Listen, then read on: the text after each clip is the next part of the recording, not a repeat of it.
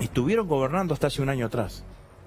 Sí, Porque sí, y en materia sanitaria y educativa, por ejemplo, que también es otro de los ejes. Son los mismos que dejaron vencer las vacunas, son los mismos que desjerarquizaron el ministerio, de Salud, son los mismos que bajaron el presupuesto en el CONICET, son los mismos, digamos, los mismos que hoy están en la oposición, estuvieron hasta hace 4 años, hasta hace un año y un mes gobernando la Argentina, porque se paran en lo que gran parte de los partidos políticos opositores al peronismo siempre se han parado, que es hacer antiperonismo, independientemente de construir una propuesta para la nación.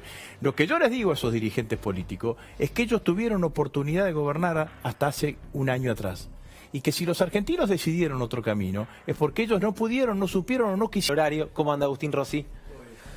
Bueno, en su momento yo te consulté por una situación medio similar cuando comenzaron con esta politización y vos dijiste, espero que Carrió se haga cargo de las consecuencias que puede traer jugar con un argumento tan jodido como la campaña antivacunación, por ejemplo. Lo sigo pensando, porque la realidad es que han generado una incertidumbre en determinados sectores de la población que uno se pregunta realmente, digamos, ¿no? Esa mirada de... Carrió es una dirigente importante dentro de Juntos por el Cambio, será entre las 5 o 6 dirigentes más importantes de Juntos por el Cambio está Carrió. Si Carrió ratifica o dice lo que dice, y hay gente que le cree a Carrió y no se termina vacunando por creerle a Carrió, y después se infecta de COVID y el COVID tiene una acción letal sobre su vida, ¿quién se hace cargo de esa vida? Digamos, ¿no? Entonces la irresponsabilidad política, no solamente política, sino la responsabilidad humana, que significa ir en contra de la ciencia, ir en contra de la modernidad, ir en contra de lo que la sociedad, el mundo como humanamente ha logrado, que la única forma de avanzar para detener esta acción tan nociva del COVID en todo el mundo, la verdad que es catastrófico, digamos, no para un dirigente político, porque te pone en un lugar cavernícola, digamos, ¿no? Es un lugar cavernícola, si no te vacunes, ¿por qué? Cuando en realidad seguramente muchos de los medicamentos que tomamos cualquiera de nosotros tiene consecuencias o tiene contraindicaciones mucho más fuertes que cualquier vacuna que se pueda lograr hoy en Argentina. Ahora, ¿no es muy impresionante cómo se abandonó el argumento? Digo, uno escuchaba a diario, a partir del acuerdo entre el gobierno y el Fondo de Inversión ruso, a diario era los peligros de la vacuna, se hacían notas irresponsables con el documento de ANMAT, maximizando algunas cuestiones que en realidad eran absolutamente normales, como por ejemplo los efectos adversos graves que surgen en todo estudio de fase 3 de todo laboratorio, y de golpe se dejó de hablar de los peligros de la vacuna, que supuestamente era insegura, para pasar a hablar de, faltan millones de dosis. Vacuna mata relato. Díganos, vacuna mata relatos. Si vos venís y traes, porque ¿cómo fue la historia? No, la Argentina no va a tener vacunas. Después es que la Argentina no traiga la vacuna, la Sputnik. Después fue que no venga en diciembre. Después cuando llegó en diciembre dijo, mire, no se la pongan, porque es mala. Te van corriendo el arco. Entonces te va permanentemente y ahora te dicen, como vos decías recién, che, pero no viene lo que dijeron que iban a venir. Entonces, la realidad es que la Argentina hizo una estrategia alrededor de la vacunación muy certera, digamos, ¿no? Muy racional. Nosotros, el otro día el presidente, yo lo acompañé al presidente a Chile. El presidente en Chile dijo claramente, nosotros negociamos y firmamos el contrato con la Federación Rusa, con la Sputnik V, porque era la que estaba disponible para estos meses. Y AstraZeneca va a estar disponible para fines de marzo, principio de abril, más abril que marzo. Y los 9 millones de COVAX van a estar después de esa situación. Entonces, lo que hicimos fue buscar una estrategia diversificada para tratar de tener la mayor cantidad de vacunas en el menor tiempo posible para inmunizar a la mayor cantidad de argentinos. Esto fue lo que hicimos. Yo te escuchaba a vos decir, fue un error anunciar lo de los 5 millones. Nosotros anunciamos lo que firmamos. No anunciamos porque dijimos, no, los 5 millones de dosis se nos ocurrió a nosotros. Nosotros firmamos 5 millones de dosis. Después apareció en Sputnik, apareció en todas las vacunas. No es un problema exclusivo de en Argentina, Pfizer, está claro. apareció un problema de producción. Pero nosotros, ¿qué es lo que hace el gobierno? El gobierno hace y dice, bueno, firmamos este acuerdo. Bueno, entonces decimos, este acuerdo, ¿cómo se va a ejecutar? De esta manera. ¿Hay problemas en la ejecución de este acuerdo? Sí hay problemas. ¿Dónde están los problemas? En los problemas de producción. No están en nosotros, en los argentinos. No es que el gobierno no... Igual el ritmo de vacunación no va al... Bueno, pero porque no tenemos la cantidad de vacunas necesarias. Entonces, vos también agarrás y decís si está focalizado y no empezamos la campaña de vacunación masiva y está focalizado fundamentalmente en los agentes de salud y en algunas otras cuestiones más. Pero la realidad es que el gobierno actúa de buena fe.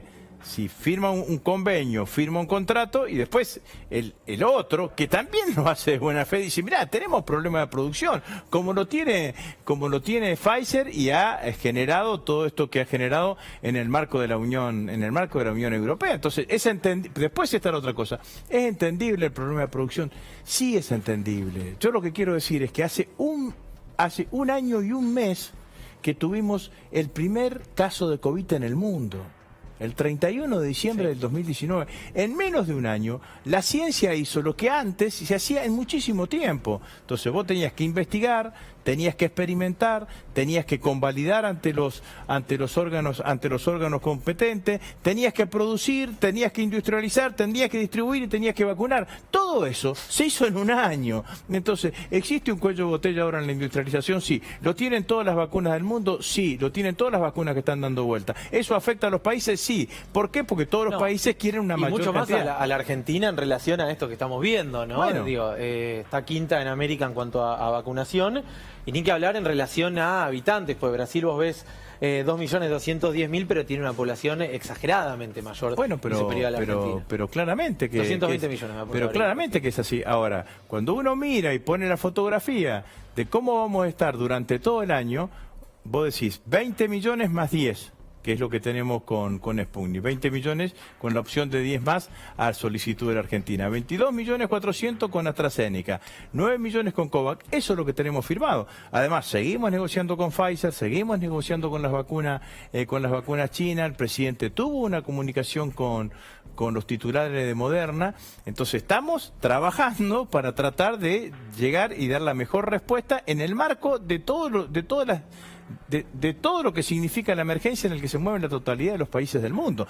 Lo que uno tendría que exigirle a los sectores de la oposición es que tengan un poquito más de moderación, de mesura, porque se trata de la salud de los argentinos. Entonces, la verdad es que uno siente es que en realidad lo que quieren es que el gobierno fracase, pero que fracase ¿en qué? En la campaña de vacunación. Sí, y que fracase el gobierno significa la muerte de un montón de personas, digamos. Entonces, la realidad es que tendrían que ser un poquito más prudentes a la hora de pararse. Claro, obviamente, vos lo mostraba recién, en Cava se aplica la vacuna, en Jujuy se aplica la vacuna, en Mendoza se aplica la vacuna. Los que tienen la responsabilidad de gestión aplican la vacuna, porque la gente va y le dice, che, muchacho, ¿por qué no lo va a aplicar ¿por qué no vas a aplicar la vacuna? Acá estamos viendo lo que veíamos recién. Ahí está tu querida Santa Fe, la incluimos, por supuesto, casi 28.000 vacunas. Entonces me parece que de esto es lo que se trata.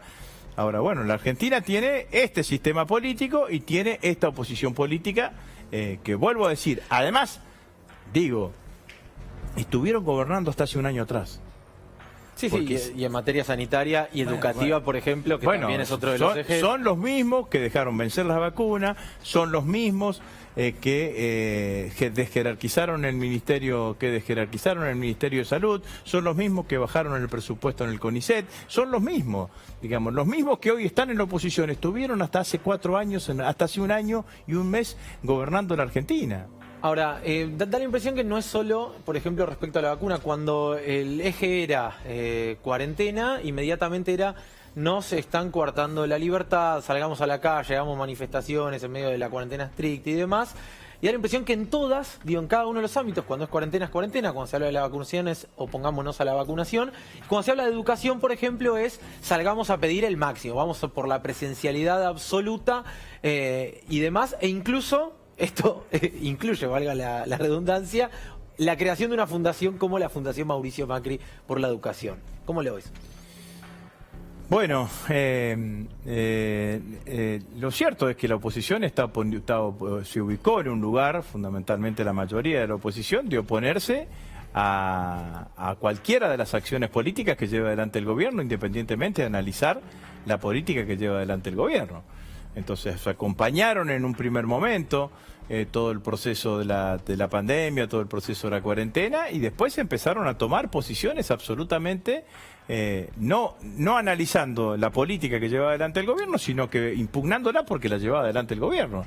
Entonces es la oposición por la oposición misma, es la imposibilidad de tratar de encontrar en ese marco una política de Estado que permita a los argentinos elevar el piso de coincidencia, que por encima de ese piso de coincidencia claramente tiene que haber diferencia, y de esto se nutre la democracia, pero te encontrás permanentemente con dirigentes políticos que por cierto toman decisiones políticas y emiten posicionamientos políticos que no tienen ninguna argumentación lo suficientemente lógica como para sustentarla, solamente a alentar lo que ellos dicen que combaten, que es la grieta. La realidad es que la grieta le queda cómodo a dirigentes como Carrió, a dirigentes como Bullrich, que lo único que hacen es criticar lo que hace el gobierno. Que Entonces, sin la grieta tendrían poco para aportarle a pero la por discusión supuesto, política. porque se paran en lo que gran parte de los partidos políticos opositores al peronismo siempre se han parado, que es hacer antiperonismo, independientemente de construir una propuesta para la nación.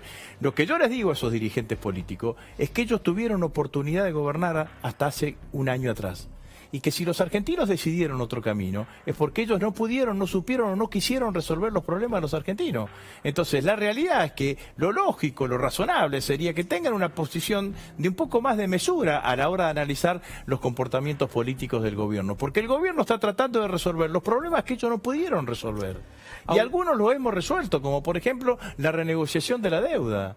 Y los empezamos a resolver en el medio de la pandemia. Y ellos gobernaron 4 años sin pandemia. Entonces parece demasiada irresponsabilidad toda junta, Agustín, gracias como siempre. No, muchas gracias a vos. Por venir, me quedaron muchas preguntas. Creo que...